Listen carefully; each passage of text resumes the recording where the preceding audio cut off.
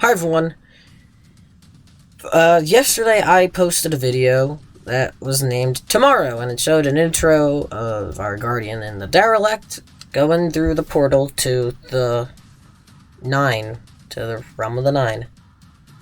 And today, I'm going to make the follow-up video to that. And we're going to be talking about prophecy. Yes, I have had this video planned for a long time. I wanted to make it back in the summer, but I was rethinking it a lot. I didn't exactly like making a video just like, oh, here's how to do prophecy, I guess, because I was more like, kind of just wanted to have something like out of the box, I guess. So here we are. And I'm going to be talking about first why prophecy feels so special to me, at least, and then what it needs to have when it gets put back into the game, because I'm pretty sure Bungie did say it's coming back in like Season 13. So anyway, don't forget to like, subscribe, all that stuff, and let's get into it. Prophecy released on the first day of Season of Arrivals. That was back in like June, was it? Yeah, back in the beginning of summer. And it was really well received. And for good reason. It showed just how much work Bungie had put into this actual dungeon. And in the background of the video right now, I'm playing The Reckoning. And The Reckoning takes place in the same place that Prophecy takes place in. Yeah, I could have worded that better. And as you could see, it's a really good-looking place. I mean, the just geometry on the ground, just the random squares or circles, and those weird floating lights, those weird floating purple lights.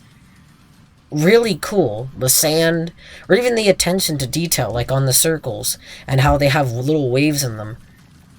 Or the ribbons. It's just a really cool place, the Realm of the Nine. And they kind of kicked that up to 11 in Prophecy. I mean, you know, now the first encounter may not be anything special. It's just a bunch of balls down a corridor and you have to open the doors.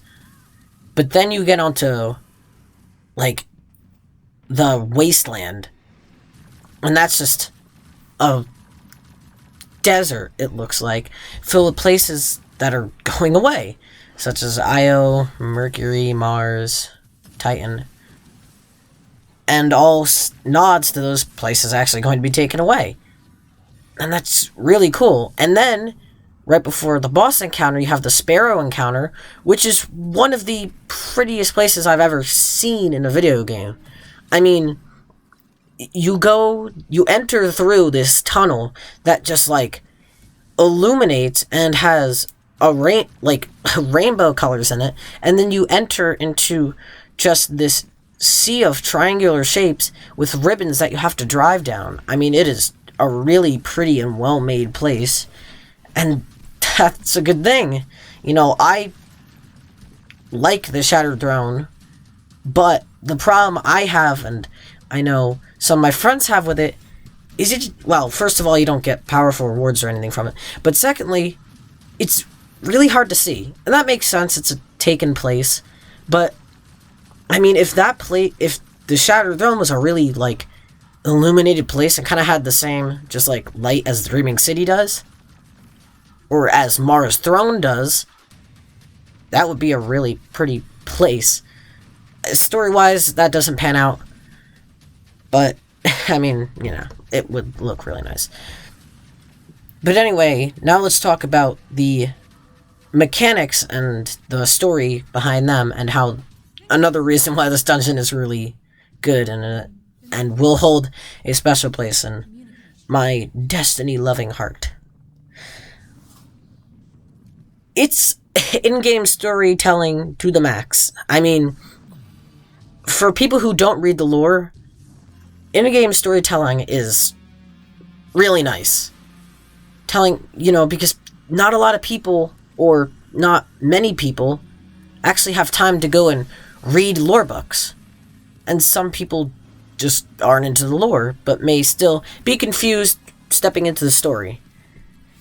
And Prophecy really does a good job at actually telling the story for people who don't really, maybe they don't know exactly what's going on.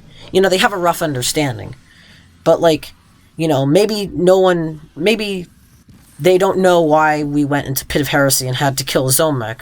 Or maybe they don't know the significance of Dulan Karu being in the Shattered Throne. And that's fine. I'm not saying that's a bad thing. I'm just saying that as an example of why Prophecy is really good. Because literally when you load in to the mission, it starts with your objective. Go into the 9 realms and try to find out what's the nature of the dark. What is it all about? And the 9 will give us their answer. But also, the bosses in Prophecy, or at least the one boss, because the other ones maybe the failings, that it even tells us the story, or at least the boss, in Beyond Light. That Kel Echo that you see and you're chasing around will, or does, probably represent Aramis. And we know about Aramis, obviously, because she's been in, a bunch of trailers for Beyond Light. And that's really good because then, for people who don't want to, see spoilers or don't even want to, maybe not want to watch trailer or just want to be going in blind, this doesn't exactly spoil that reveal of a Fallen using the darkness to them because it just is a random boss. I mean, it could be literally anything. I mean, we fight bosses in Contact, and they don't really matter. Maybe they have Savathun's name after them, but they don't matter. So this could just be some random taken that the 9 throw at us to kill. And that's a really good thing, because then when they go into Beyond Light, they'll say, oh, so that's why the 9 showed us this Kel Echo. It represented Aramis this entire time. And that's a really good thing. That's so good. And then even the moat mechanic, which is the main mechanic for the Prophecy dungeon, is also representing Beyond Light and us using stasis and darkness to our advantage to defeat Aramis. And also to, discover that the light and dark are just means to survival. That they're not, that using the dark isn't a bad thing as long as you use it for good. And that's a really good thing, because in Prophecy, you have to use light and dark motes in order to win. Because if you just use light motes, you wouldn't be able to even beat any of the encounters. Which is a really interesting nod, again, at Beyond Light, and how we're gonna have to step into the darkness to use stasis to defeat Aramis.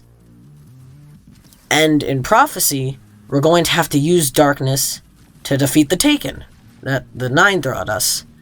And that's really good, because then that explains what we're going to be doing in Beyond Light, and also the significance of dark versus light, and how to use them, and what to use them for. That's a really good thing, and I just love it so much. And also, you have dialogue from Eris, the Drifter, and the Emissary, and that dialogue is also really good because it explains what the nature of the dark is, and also it can also say things about the nature of the light and why we don't question the nature of the light, and also places that are being taken out of the game. Now let's get into what Prophecy needs when it will be reissued back to us. I really don't want Prophecy to be the exact same as it is right now when we get it back. And that's really because, story-wise, that doesn't make any sense. Because let's say we've killed Aramis at that point. Let's say we've killed Aramis.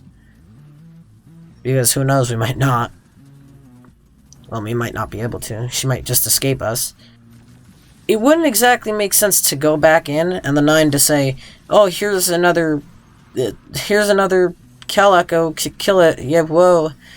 It wouldn't exactly make sense story-wise because we've already killed Aramis, which the Cal Echo represents.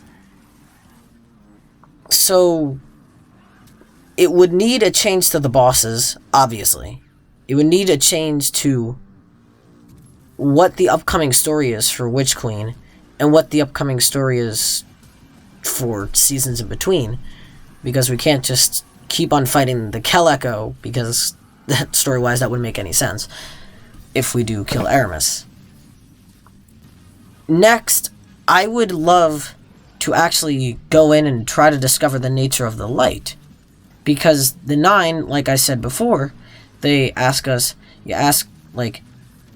well, the emissary of the 9 says, you ask about the nature of the dark, why don't they ask the same about the light? And I think that's really good, and I would love to have that as the next prophecy dungeon, because we know more about the dark than we do about the light right now. I mean, we've been inside a pyramid ship, but we've never been inside the Traveler. I mean, there's so many things we don't know about the light. Is the light even good? Who knows at this point? I mean, we've still been asking about what's inside the Traveler. So, it would definitely need that. It would definitely need a kind of a different story that would overarch into Witch Queen and the seasons in between Beyond Light and Witch Queen. And it would need a change to this mechanic, I guess. Obviously, because we can't still be using dark modes. I would like to see a bit different stuff. Anything using light to cleanse out darkness and stuff. I would just love to see the next issue of Prophecy be put in to actually say, oh, what's the nature of the light now? Because now we know that light and dark are just means to survival.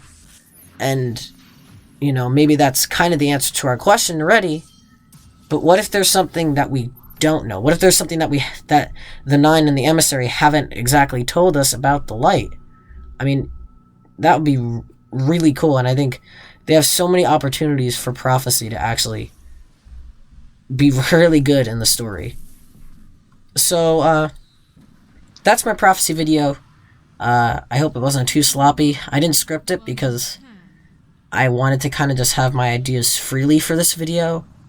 I didn't want it to be as professional since, like I said, I just wanted my ideas to be free and not to be kind of on a script and kind of reading like a robot like I do in my lore videos. So, yeah, I hope you enjoy this kind of format, and I'll see you in, I guess, probably the Warmind video for lore. See ya.